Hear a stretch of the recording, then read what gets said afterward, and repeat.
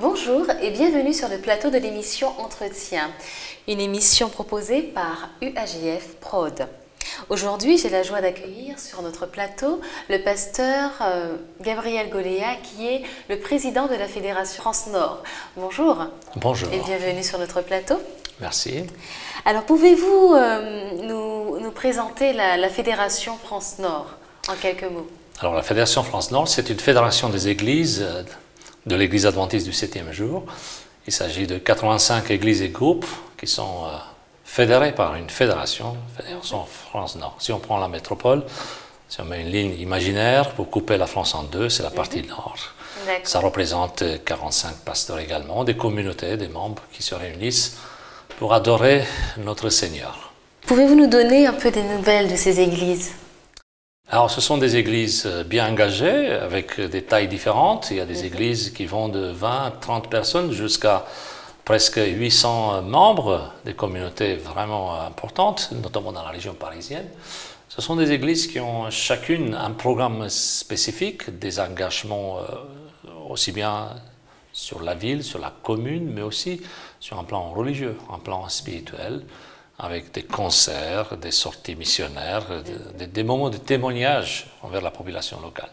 Ce sont des églises bien engagées, avec un programme, chacune d'entre elles, en essayant, par la grâce de Dieu, de pouvoir témoigner de leur engagement avec Jésus. Et quelles sont les raisons de votre visite aux Antilles françaises? Alors, ce sont des raisons liées au fait que nous sommes sur le plan religieux, sur le plan spirituel très proches et très liés, la Martinique et la métropole, bien sûr, sur un plan général, mais aussi sur un plan spirituel. Beaucoup de nos membres, de nos fidèles viennent de la Martinique et je suis accompagné dans cette visite par le secrétaire général de la Fédération et aussi par le trésorier. Nous sommes dans un voyage qui continue également avec la Guadeloupe. C'était notre intention de pouvoir connaître les églises adventistes en Martinique, de connaître les membres qui composent cette église, aussi les institutions qui sont des institutions adventistes comme des lycées, collèges, écoles primaires, mais aussi la radio, la télévision et aussi les équipes dirigeantes, la fédération et l'union. Vous êtes arrivé vendredi dernier, donc vendredi 14 novembre. Est-ce que vous avez eu l'occasion de visiter l'une de nos églises et quel a été votre ressenti? Est-ce que vous avez senti une différence par rapport à vos églises? Alors, effectivement, j'ai eu la joie de visiter, de connaître l'église de Smyrne. Mes collègues ont visité l'église de François et du Robert. Et moi, j'étais donc samedi matin à Smyrne. J'étais très bien accueilli, une grande église dynamique, vraiment impressionnant au niveau de la liturgie, au niveau de l'accueil. Ça m'a fait du bien, effectivement. Alors, des points de différence, bon, il n'y en a pas, sauf que la taille est impressionnante. Nous n'avons pas toujours des églises de cette taille-là. Et ça fait du bien, c'était vraiment très agréable. Et je remercie par le moyen de cet entretien l'église qui m'a accueilli si chaleureusement. Est-ce que vous avez une petite anecdote à nous raconter sur les églises, l'une des églises de la Fédération France Nord? Alors, il y aurait beaucoup de choses à témoigner. Peut-être dire un petit peu que parfois nous avons dans notre entourage des personnes qui sont en recherche. Et nous ne sommes pas toujours conscients de la nécessité d'aller au-delà de notre routine habituelle. Je prends un seul exemple. Une dame, un jour, elle avait besoin de garder son enfant. Elle allait en ville et sa voisine lui avait proposé gentiment de s'occuper de son enfant. Cette maman était contente de voir qu'il y a quelqu'un qui s'occupe d'elle. Elle a remercié, puis le temps passe, elle a encore besoin de quelqu'un. Toujours la voisine est là pour donner un coup de main, pour proposer ses services, une fois, deux fois, et cette maman dit « mais j'aimerais vous payer pour ce service, pour moi c'est très utile, j'ai confiance en vous, et ça m'arrangerait, donc je suis prêt à vous payer ». Et cette dame lui a dit « non, pas besoin de payer, je le fais gratuitement, de tout cœur ». Ça me fait plaisir et puis je peux le faire, ne vous inquiétez pas. Et cette dame m'a demandé, mais attendez, vous êtes qui en fait? Qu'est-ce que vous êtes vous? Et cette dame lui a dit, en fait, je suis chrétienne, je suis adventiste du 7e jour et j'ai appris avec le Seigneur de marcher avec lui et de l'exprimer quand j'ai l'occasion. Voilà l'occasion qui m'a été donnée. Cette dame a été tellement interpellée par ce témoignage, elle a dit, j'aimerais venir avec vous voir votre église. Le temps est passé, quelques mois plus tard, j'ai eu l'honneur d'assister à une cérémonie de baptême où elle était présente. Elle se faisait baptiser tout simplement grâce à ce témoignage. Un beau témoignage. On peut continuer avec les témoignages. Je retiens une chose, la société aujourd'hui a besoin d'hommes et de femmes bien engagés, des personnes qui aiment l'autre, qui s'investissent, qui parlent peut-être pas beaucoup, mais qui ont un témoignage concret, authentique. L'année 2014, je pense, a été riche pour vous en termes d'évangélisation, en termes de programmes. Et donc l'année se terminant, est-ce que pour l'année 2015, vous avez des projets et quels sont les objectifs, quels sont les défis que vous vous êtes fixés pour 2015? Alors 2015, c'est une année importante pour notre fédération parce que nous arrivons à ce qu'on appelle un mi-mandat, c'est-à-dire tous les 4 ans, l'équipe doit rendre un bilan des rapports par rapport à son activité. Et nous arrivons à mi-mandat, 2 ans de travail, 2 ans d'engagement en tant qu'équipe. Et nous voulons marquer ce mi-mandat, donc cette période de 2 ans, par une grande fête spirituelle. Nous voulons avoir un rassemblement spirituel avec tous les membres de la Fédération Nord, si c'est possible, mais vraiment tous, dans un lieu qui est très connu en France, métropolitaine, à Dreux. C'est un endroit où ont lieu des rassemblements. Ça peut contenir jusqu'à 4000 personnes, voire plus. Nous sommes préparés dans ce sens. Nous avons pris des mesures pour préparer ce rassemblement.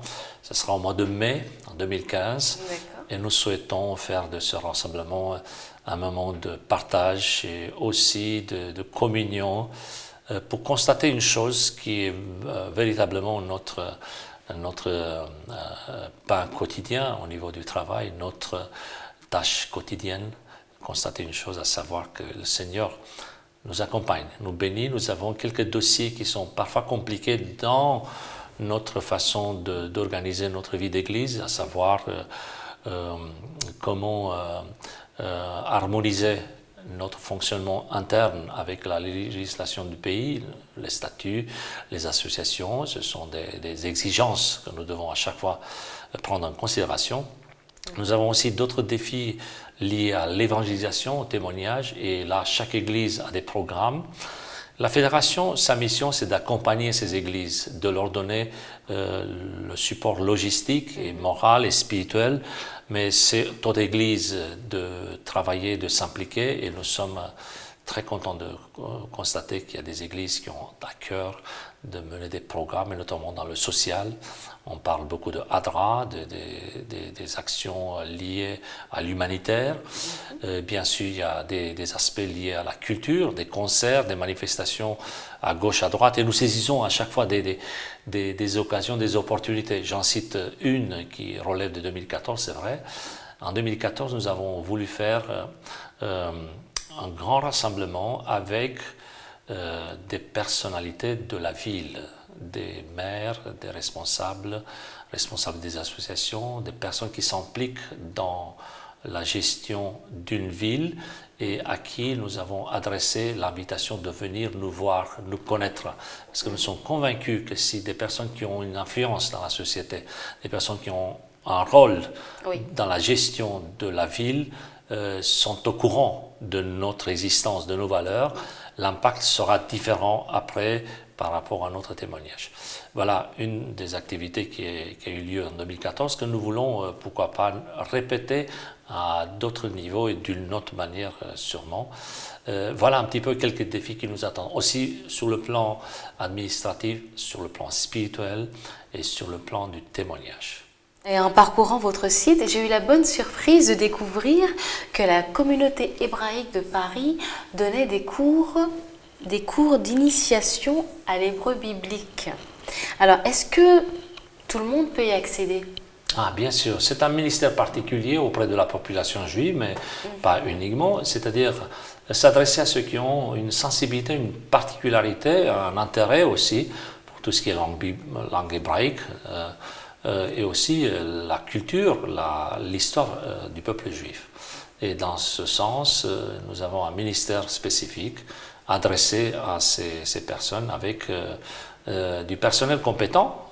Nous avons notamment quelqu'un qui est enseignant en hébreu, qui avec son épouse est très impliqué dans ces conférences, dans cette approche. Il y a aussi toute une équipe autour de ces personnes qui enseignent, et pas seulement la langue hébraïque, mais aussi l'histoire, la culture hébraïque, en voulant transmettre ces valeurs et toucher une population qui est très très concernée par ces valeurs.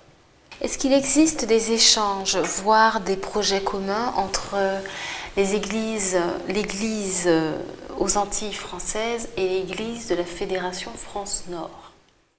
Alors, il existe des échanges, bien sûr ces échanges sont en fonction des périodes et des personnes aussi. Quant à nous, nous sommes très conscients que la plupart de nos membres viennent des Antilles, la Martinique, Guadeloupe et les Antilles en général, et nous sommes très attentifs à ce dialogue, un dialogue qui s'installe à long terme, dans les deux sens. Je citais l'autre jour une situation, un cas spécifique, à savoir beaucoup de parents d'ici envoient leurs enfants en métropole pour faire des études. Oui. Et ils pensent à eux pendant leurs études, et c'est bien sûr les églises de la métropole qui les accueillent, qui les entourent, qui les accompagnent pendant leurs études. Et je pense que pour les parents d'ici, c'est très rassurant de savoir que là-bas, il y a quelqu'un qui s'occupe de leurs enfants. D'où l'intérêt de communiquer en termes, disons, de relations familiales, de relations d'église. Et je pense que cette communication est très utile pour tout le monde. Et puis, il y a aussi une collaboration au niveau des institutions. Là, je suis reçu avec mes collègues par l'équipe de l'Union, par l'équipe de la Fédération. Nous sommes très bien accompagnés et très bien accueillis. Ces échanges portent sur des différents programmes, des invitations, sur des campagnes d'évangélisation, soit aux Antilles, soit en métropole. Là, nous pensons par exemple des rassemblements, des réunions, et nous avons une pensée pour tel ou tel conférencier, pour tel ou tel invité spirituel. Je pense qu'il y a beaucoup de choses à faire, c'est sûr. L'important, c'est d'être dans le dialogue, dans la communication, et d'être toujours attentif aux besoins des uns et des autres. Et dans ce sens-là, personnellement, j'ai à cœur ce dialogue et je suis très content que ça se fait dans des bonnes conditions. Quel message souhaiteriez-vous partager avec nos amis internautes qui nous regardent, en particulier nos membres d'église et sympathisants? Alors, d'abord, je constate que la Martinique nous a réservé un accueil formidable et ça me réjouit énormément. Ça confirme ce que je savais déjà. Pour moi, c'est un rêve de pouvoir visiter la Martinique. Et je suis très content de constater qu'il y a un accueil, une disponibilité et une joie, un sourire, et ça nous fait vraiment du bien de constater cela. Le message, continuer, je pense qu'il est important de garder cette hospitalité, aussi bien sur le plan plus large, mais surtout dans nos relations, dans vos relations les uns avec les autres. Nos voisins, nos amis, nos collègues ont besoin de cet accueil, de cette ouverture. Ce qui fait la force d'une église, la force d'un message, c'est pas simplement les doctrines, les idées, les textes. Ce qui fait la force, c'est des personnes qui accueillent dans leur vie de telles valeurs. Je prie pour que le Seigneur puisse continuer à agir dans la vie de ces églises pour sa gloire. Notre émission touche à sa fin. Je vous remercie, Pasteur Gabriel Gouléa, d'y avoir participé, d'avoir ajouté un enrichissement à ce programme, à cette émission. Donc, je rappelle que nous pouvons trouver toutes les informations de la Fédération France Nord sur le site www.ffn.org.